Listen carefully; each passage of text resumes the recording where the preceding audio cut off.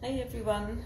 So today I wanted to do a little bit more reflecting on the story of the woman with the hemorrhage in the Bible. It's actually one of my favorite passages, and when I did my theology courses, it's one of the passages that I did my reflections on. When you see that passage about the woman wanting to touch the hem of Jesus's garment, it wasn't just that she wanted to touch that garment for nothing, because it's actually a symbol of the Jewish people's beliefs that the hem of the garment, they used to have the blue cord attached to that, like a tassel. And that was to remind them of God's commandments and God's authority in their lives. So when Jesus wore his garment, it was a symbol of his authority in the Jewish community, and in that community, his leadership and his name as a healer, as somebody who could heal. So for women of those times, especially somebody that was unclean or that was rejected, she would not have had that courage to go up to Jesus and ask him to be healed, because she would already have been considered unclean with her blood flow issue, and she would have been living outside of the community. But she had courage to go up and to touch the hem of his garment, and to touch it would mean for her, in a way, she was going to make Jesus unclean now, because she was taking a risk by doing that. But she was healed, and Jesus sensed his power leaving him. So Jesus, for somebody who was young, who was dynamic, who was a leader, he can often, for me, he can often be somebody who I relate to in my ministry, in my going out, because when you are young and you are doing things, people sometimes support you. Like in America, they like young people. In Canada, but in some cultures, they think you're an upstart. They'll be like, who do you think you are? You know, who do you think you are? Just because you've got a position in the church or you've got your education now, you think you can go around and do whatever you want? So there's a little bit of that dynamics that comes into ministry life, in our own lives, and it came into Jesus's life as well.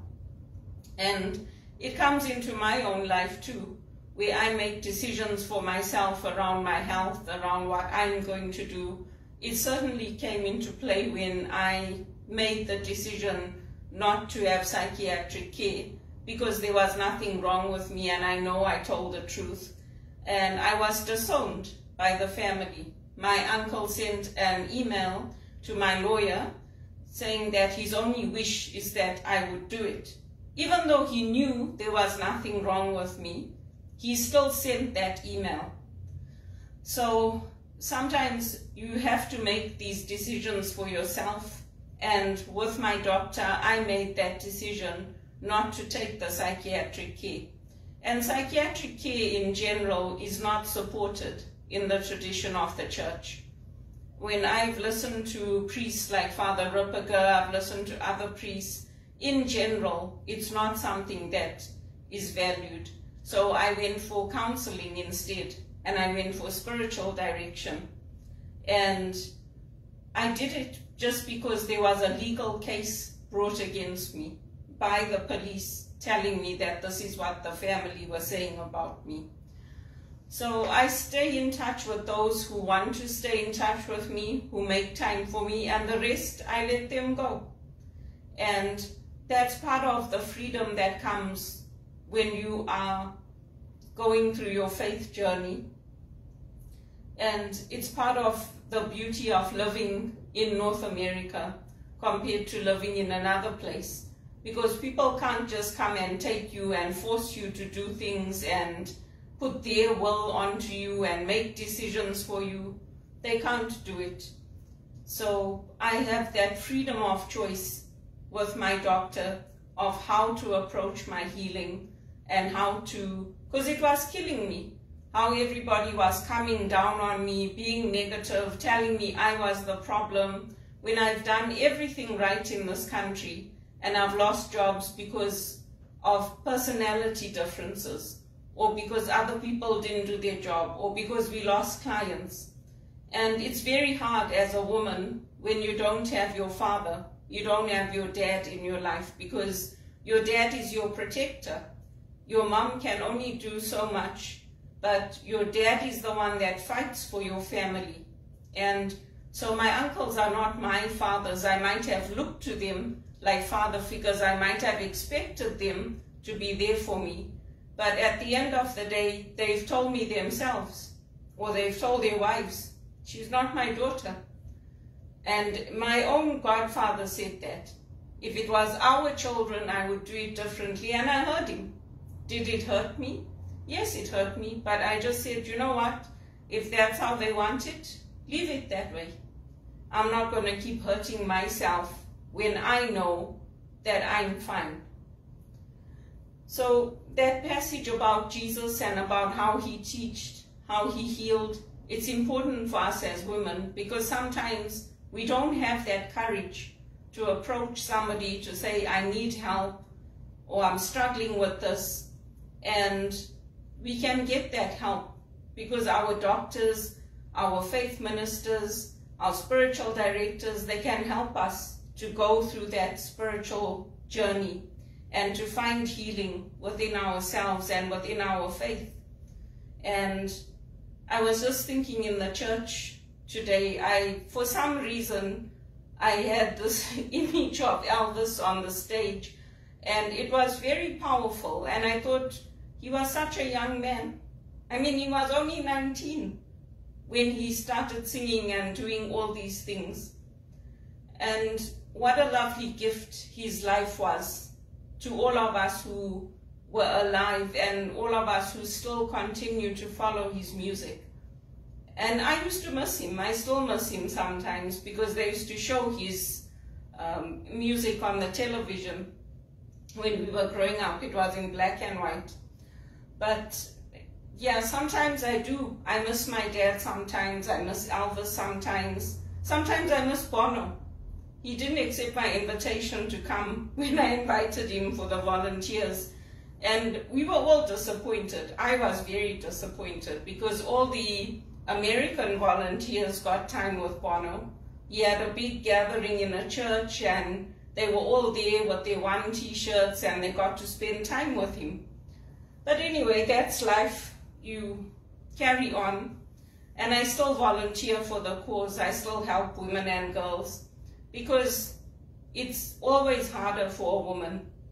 People might say, oh, it's hard for men too, but it's always harder for a woman, because you're dealing with cultural differences, you're dealing with stigmas, you're dealing with an uphill battle. So I try to help wherever I can. And when I was reading my John Maxwell, he was comparing David and Saul.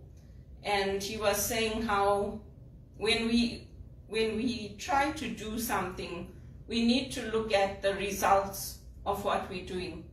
So is what we're doing leading to flourishing for other people's lives, or is it just leading to a position of power for us? Because if it's just leading to positional leadership, it's not leadership. So for me, I try to look and see, am I really helping people? Am I bringing people into the church? Am I helping people to develop in their faith, to be part of community? Or am I isolating people? And I think it's a good way for us as spiritual directors and any Christian women to look at where we are on our faith journeys. I have friends who are suffering with autoimmune diseases.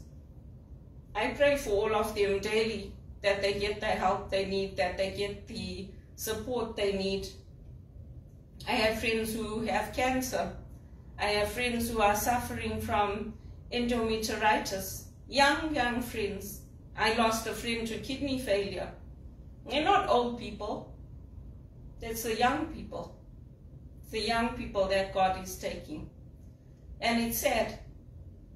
Elvis was young when he died. he wasn't old. And I respect him, I admire him, because he never went naked on the stage. He never did what artists today do. And he was such a lovely person. So what I do, you get people that are very vengeful. When things don't work out for them, what do? They kill, they steal, they take their anger out on people, they make decisions for other people. What I do, I pray and I buy flowers. I buy flowers and I put them by my dad's picture and Elvis's picture, and I pray for them. And I pray for the members of Elvis's family who are alive, that God would protect them and be with them and guide them. So I try to reflect on my own journey, what I'm doing in the church.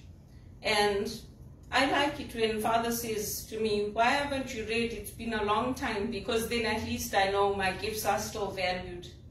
I don't have money to give because I'm completely broke, but it doesn't mean that I haven't been trying. It doesn't mean that I didn't educate myself and retrain in this country and do everything it's possible for a woman to do to get a good paying job, because I did. And I can't do anything more. That's all I can do, and to let people know. Because nobody wants to be broke. Nobody wants to have no money. Nobody wants to have to beg people like I did by setting up a GoFundMe. That's not what I wanted for my life. If I wanted that, I wouldn't have bothered to go to school, to educate myself, to get a master's degree, to become an HR professional. I wouldn't have bothered. Why would I do it? Why waste my money on an education? I would have just set up a GoFundMe and gone begging in the street. But I value myself. I value my worth as a woman and as an educated woman. And I pray that I'll get those opportunities and get that break. But it's an important story, and you can read up more on the tassels. It's in the Bible. It's in Deuteronomy and Leviticus about the hem of the garment. The Egyptians used to use it. They used to have tassels to show that those people were under their control. But for the Jewish people, it was used to show that they are under God's protection, and to remember that. And that's what I also try to remember, is that I am part of God's household. So whatever comes against me, I know that I am a child of God. And anyone who believes can remember that.